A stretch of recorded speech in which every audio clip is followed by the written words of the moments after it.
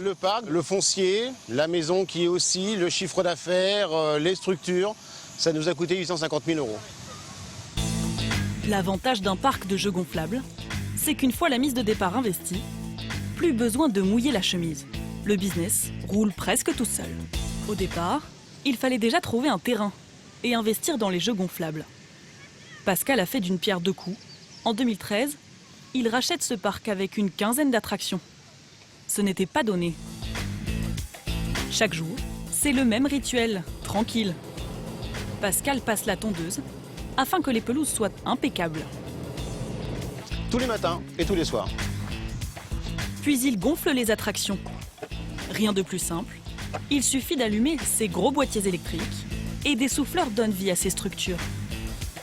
En 5 minutes, le tour est joué. C'est vraiment à la portée de tout le monde, hein. Ça se complique, c'est s'il y a une panne électrique, quoi. Les souffleurs restent allumés toute la journée. Résultat, une facture d'électricité élevée, de 10 000 € par an.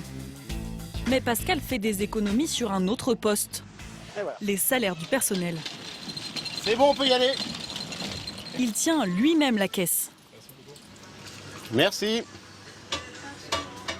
Il n'a besoin d'aucun salarié pour assurer la surveillance sur les jeux.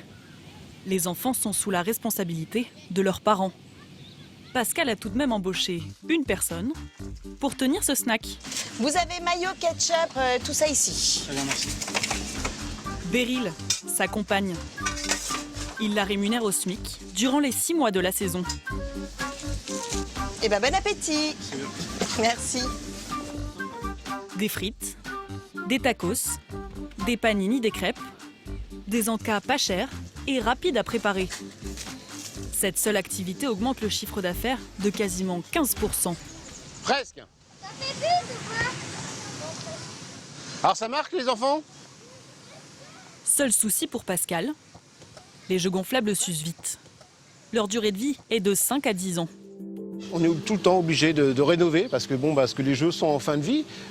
Et puis pour la clientèle, leur a proposé toujours quelque chose de nouveau pour les attirer dans le parc.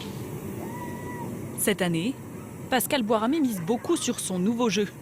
Cette longue attraction, au nom pas très poétique de ventre au glisse. Il y a une longueur de glissade de 30 mètres de long pour arriver sur une pataugeoire de 6,50 m de diamètre. La plus longue glissade de son parc. Le patron a investi 15% de son chiffre d'affaires annuel dans ce jeu. Pour faire des économies, il a trouvé une combine.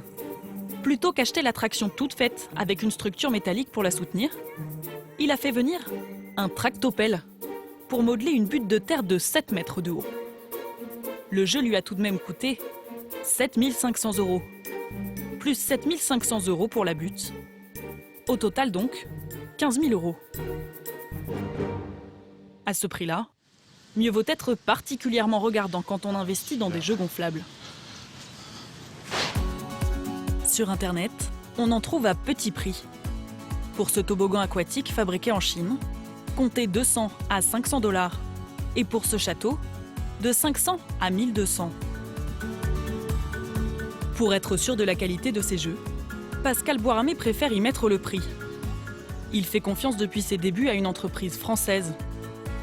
Un fournisseur local, devenu une référence mondiale, qui conçoit ces jeux gonflables avec des méthodes artisanales.